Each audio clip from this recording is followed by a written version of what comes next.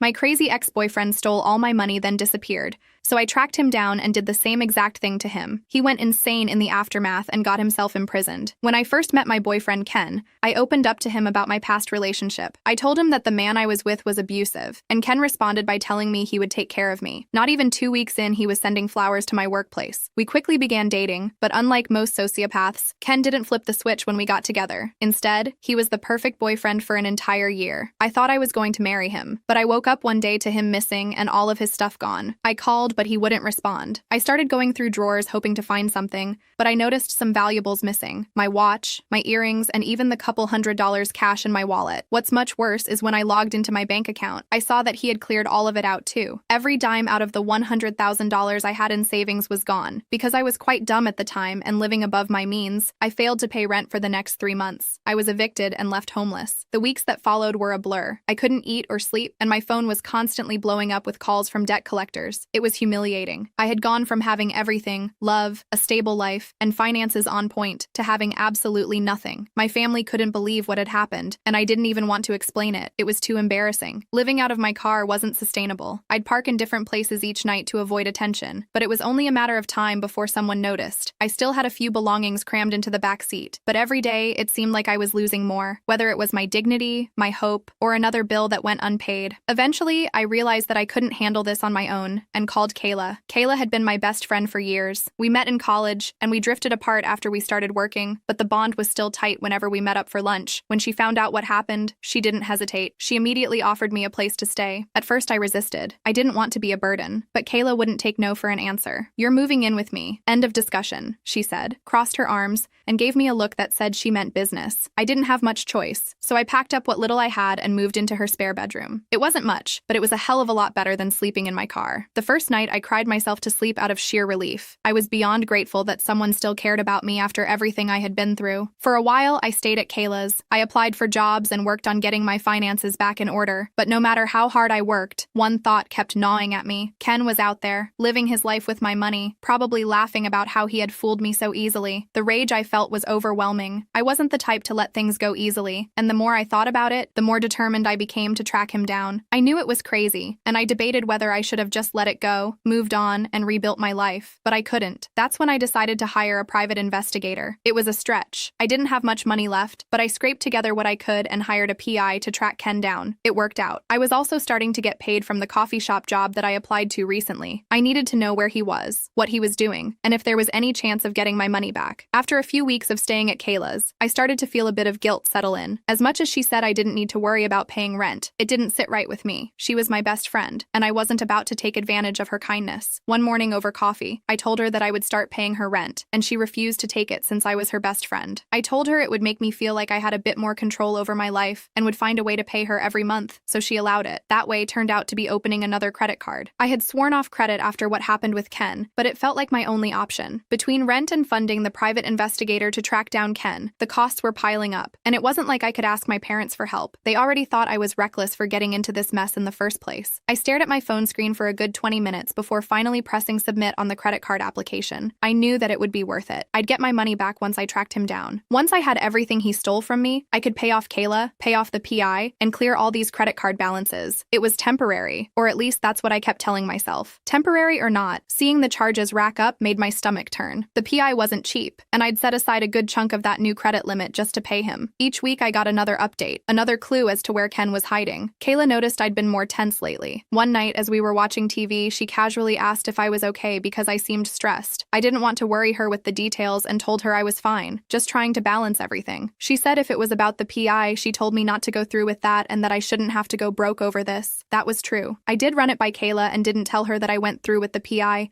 and I felt bad for it at first, but I had to. Once this was all over, I'd have my money back, and I'd pay her every cent I owed. I just needed a little more time. Kayla raised an eyebrow, but she didn't push it further. I was already in too deep, and I had to believe this would all work out in the end. The PI worked fast. Within 2 weeks, he had tracked Ken to another city. He was living under a different name, using fake documents, and of course, still living off the money he had stolen from me. Seeing pictures of Ken ignited a fire in me. I wasn't going to let him get away with it, but I needed help. That's when I thought of Sarah. Sarah was someone I hadn't spoken to in a long time. We used to be close, but over the years, we had drifted apart too. I knew her in college, but she had never been to school. We hung in the same friend groups, and if there was one thing to know know about Sarah, it was that she was trouble and always had been. She thrived on chaos and drama, but was also incredibly smart with it. I knew that if anyone could help me get back at Ken, it was her. I reached out to Sarah, explained what had happened, and told her my plan. I wanted to ruin Ken, not just financially, but emotionally. I wanted him to feel the same pain and betrayal that I had felt. Sarah wanted to know what was in it for her. I told her that once I got all the money he had stolen from me, I'd give her a portion of it, and of course, she was all in. The plan was simple. Sarah would seduce Ken. She would gain his trust, worm her way into his life, and then take everything from him: his money, his dignity, and his sense of control. The first night she saw him, it was almost too easy. He was sitting at the bar. Sarah wore a tight black dress that hugged every curve just right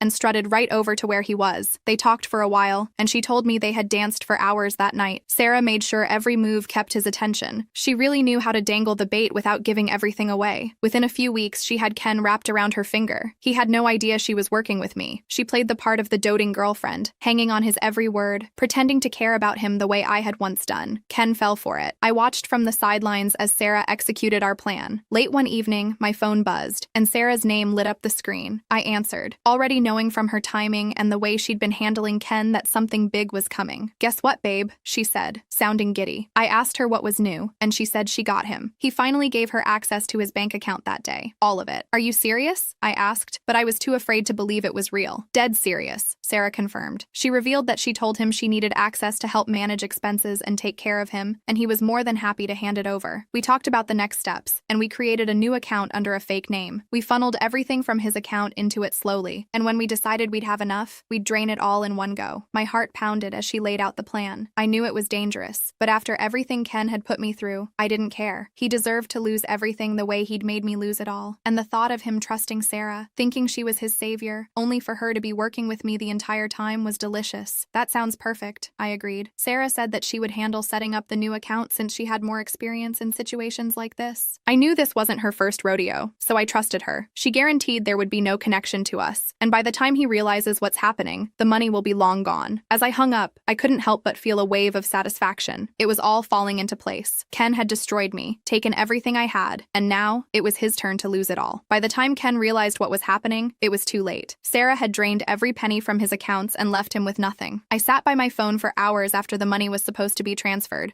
waiting for Sarah to call. It was taking longer than I expected, but I wasn't too worried at first. Maybe she's being extra cautious, I thought. After all, we had planned this out perfectly. She wouldn't just disappear. We were in this together. But when midnight came and went, and I still hadn't heard from her, dread started to take over. I checked my phone again. No missed calls, no messages. I decided to text her, trying to keep it casual. The message was sent, but no response. I waited a few more minutes, staring at my screen like it might somehow summon a reply if I focused hard enough. Nothing. I clicked on her profile picture, about to send another message, when I noticed something strange. Her account was gone. The chat we'd been using for weeks was suddenly empty. There was no profile picture and no username. A cold wave of realization hit me as I scrambled to check my other social media. I was blocked on everything: Instagram, Facebook, and even the stupid TikTok account we used to send each other memes. It was like she had vanished into thin air. She was completely gone. I felt my stomach drop. She blocked me and took everything. I tried calling her, but it went straight to voicemail. My heart pounded in my chest as I dialed again and again, but nothing changed. She had cut me off completely. The panic was rising in my throat now. How could I have been so stupid? She played me, just like Ken had. I sank back onto the couch, my phone still clutched in my hand, and stared at the screen. I had trusted her after everything we'd been through, and now she was gone, and so was the money. I wasn't going to let it happen again. I knew enough about Sarah to blackmail her. I had dirt on her and plenty of it, and if I went to the police with what I knew, her life would be over. I called her one last time from Kayla's phone and gave her an ultimatum. Either she gave me my share of the money, or I would expose everything. Sarah fought me on it, of course, but in the end, she knew I had the upper hand. She eventually transferred the money to me. A few days later, I got a call from Ken. He had figured out that I was behind everything, and he wasn't happy. He threatened to ruin my life, just like I had ruined his. I tried to brush it off, thinking he was just angry and blowing off steam, but then things started happening. Strange packages began arriving at Kayla's apartment. Debt collectors started calling about loans I hadn't taken out. It didn't take long for me to connect the dots. Ken was trying to get back at me. He was trying to ruin me, just like I had ruined him. Then, one day, the police showed up at Kayla's door. They had received a tip that there were stolen goods in her apartment. I knew immediately who who was behind it, Ken. Ken had gotten sloppy. The police found nothing incriminating in the apartment, but they did find the billing address linking back to him. It turned out Ken had been involved in a lot more illegal activities than I had originally thought. He was ordering packages and requesting refunds for the goods, claiming that he never got the parcel and would turn around and sell the parcels on the black market and keep the money from the refund. The police opened an investigation, and before I knew it, Ken was arrested. They charged him with fraud, conspiracy, and several other crimes. The trial took months, but in the end, Ken was sentenced to prison. He had tried to destroy me, but he had only destroyed himself. As for Sarah, I haven't spoken to her since. After everything that happened, I realized I didn't need her, and I didn't need the money. Looking back, I know that the revenge wasn't worth it, and I often wondered what my life would have been like if I had listened to Kayla in the beginning, but at least now, I can finally move on.